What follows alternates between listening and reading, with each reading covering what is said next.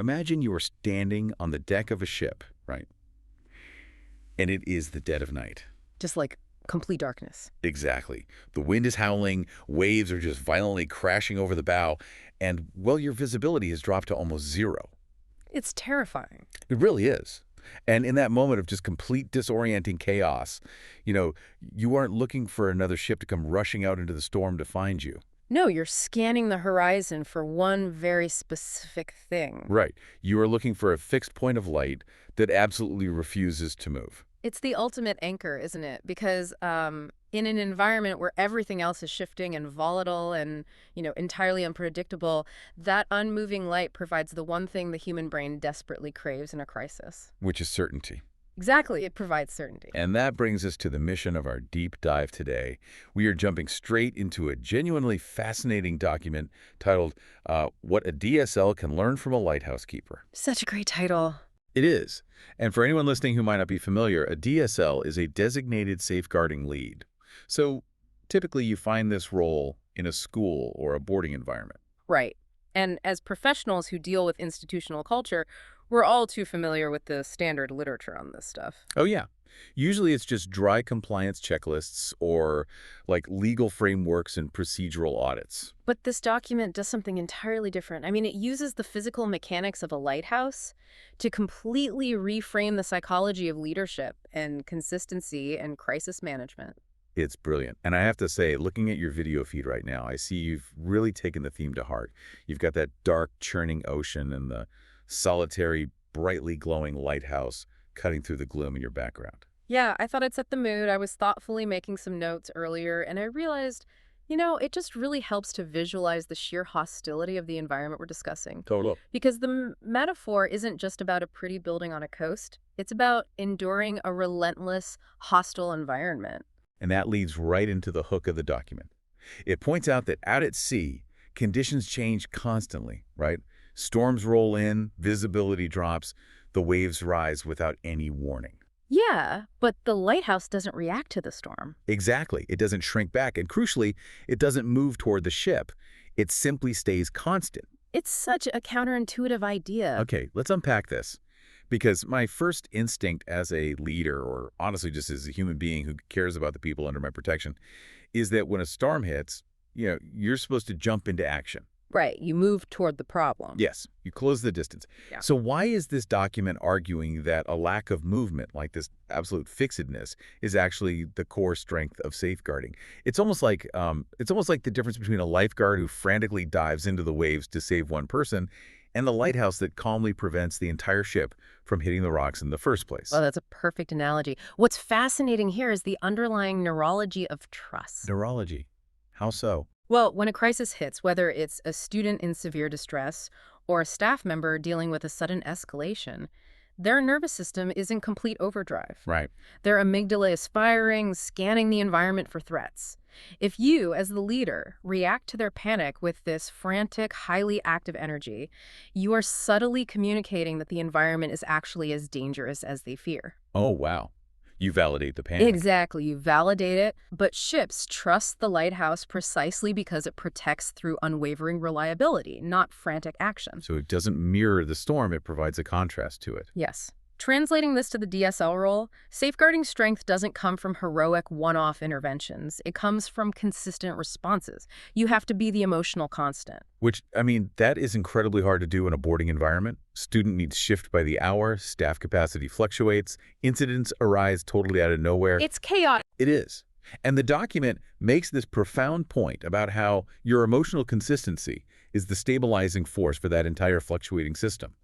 If the DSL shows visible panic or gets noticeably frustrated, that instability becomes contagious. Right, because when you are the focal point of safety, your mood is public infrastructure. Oh, I love that phrasing.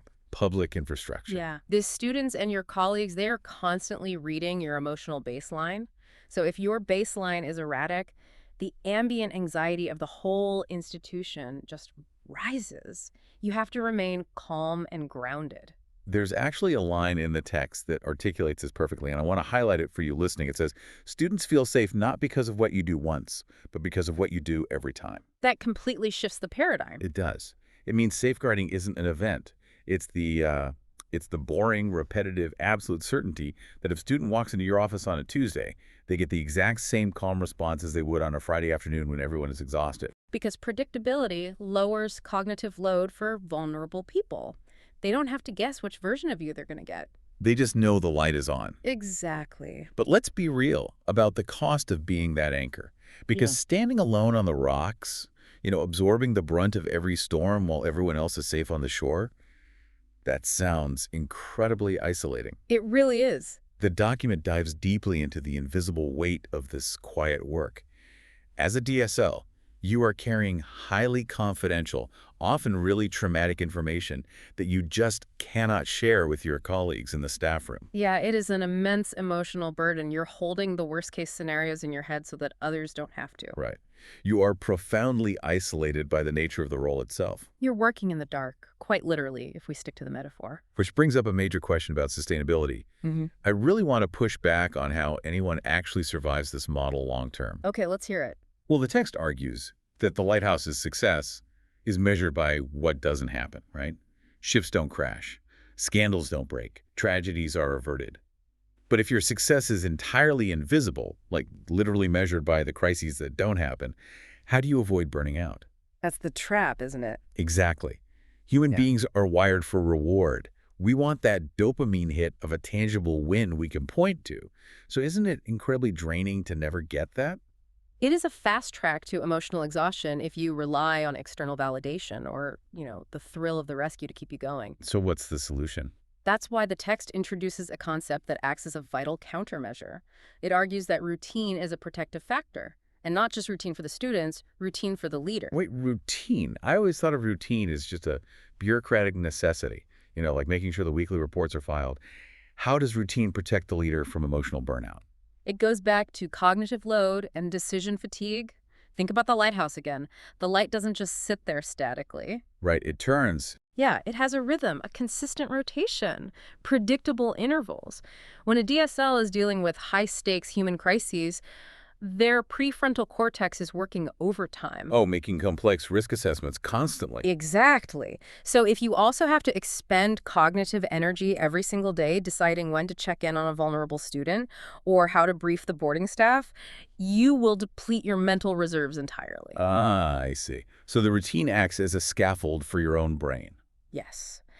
By standardizing the check-ins, the briefings, the follow-ups, you're offloading all those minor decisions. So you actually have the emotional bandwidth left to handle the crisis when it hits. Precisely.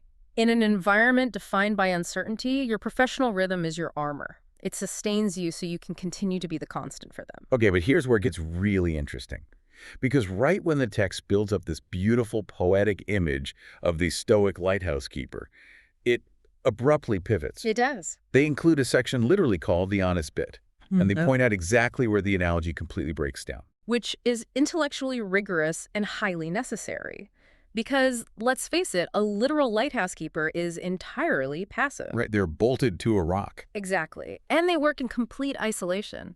If a DSL acted like a literal lighthouse just sitting in their office waiting for a ship to sail by, they would be failing at their job. Oh, completely. Safeguarding inherently demands active intervention. You are not fixed to a rock.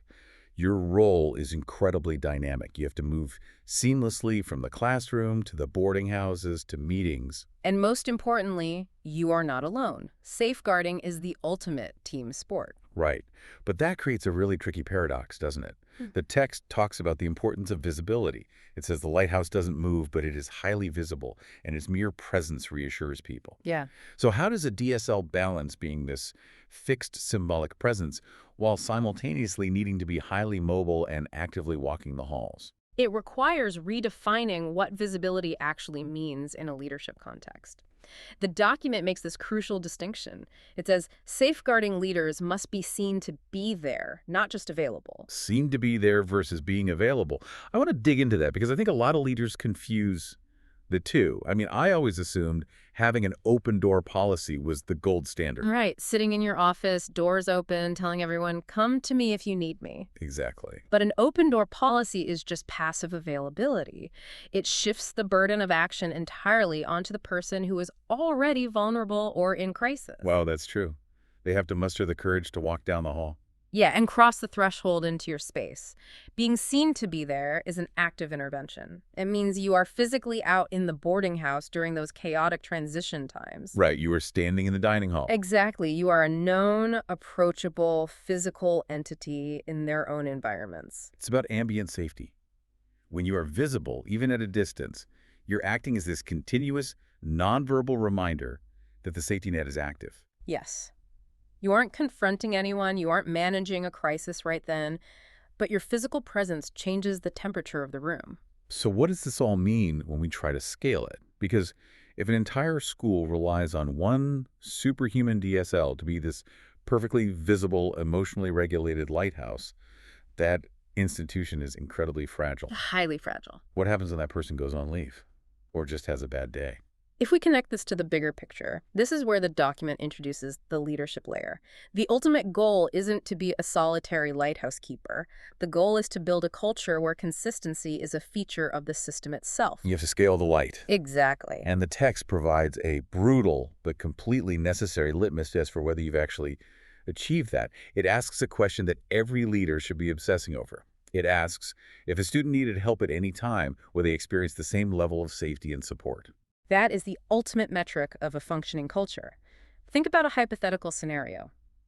A distressed student discloses a serious issue on a Tuesday morning directly to the veteran, highly trained DSL. Okay. Now imagine that same student makes the same disclosure late on a Saturday night to a brand new 22-year-old teaching assistant who has only been on the job for 3 weeks. That's a huge difference in experience. Right. But is the fundamental experience of safety, the immediate response, and the procedural follow-up identical? If the answer is no, if the student safety is dictated by the luck of the roster, then you don't actually have a safeguarding culture. Precisely. You just have a few highly competent individuals operating within a weak framework. So to build that robust framework, the document breaks down pastoral systems into 3 integrated layers. Yeah, and you cannot skip these layers. Let's briefly tag team this. The base layer, the absolute bedrock, is the foundations. This is strictly about safety, care, and that reliable adult presence. Right, because safety is the prerequisite for growth. Yeah. If the foundation is cracked, nothing else matters. Then you move to the second layer, developmental pathways. This is where the institution fosters belonging and identity. Because the baseline systems are predictable, the students stop standing for threats. They actually trust the system enough to take social and intellectual risks. Which leads directly to the top layer, leadership. A culture of consistency with 0 variation in safeguarding standards. The sports coach, the math teacher, the night matron, they all reflect the exact same light. And bringing this out of the context of a school, these mechanisms scale to almost any human endeavor. Whether you are managing a corporate department or just trying to raise a family in a chaotic world. Which is so relevant to you listening, no matter what you lead. Exactly. Your most powerful leadership tool is rarely your ability to execute a dramatic, immediate fix. It is your steady, reliable presence. As we wrap up this deep dive, the central theme we continually return to is that the lighthouse does not chase the storm. True safeguarding leadership is not reactive. It is steady, reliable, and always there when the visibility drops to 0. And the authors leave us with a brilliant closing question. Am I providing consistency in my safeguarding leadership, or does my response change depending on the pressure of the situation? It takes a lot of vulnerability to answer that honestly, and I want to build on that with a final, lingering thought for you to mull over. We've talked extensively about how the best safeguarding work is invisible, measured entirely by the ships that don't crash. But that leaves us with a deeper societal question. How do we as a culture learn to identify, value, and reward the invisible caretakers in our own lives and workplaces before a storm forces us to notice them? Thank you for joining us on this deep dive. This has been great. It really has. We'll leave you to reflect on your own leadership constants. Until next time.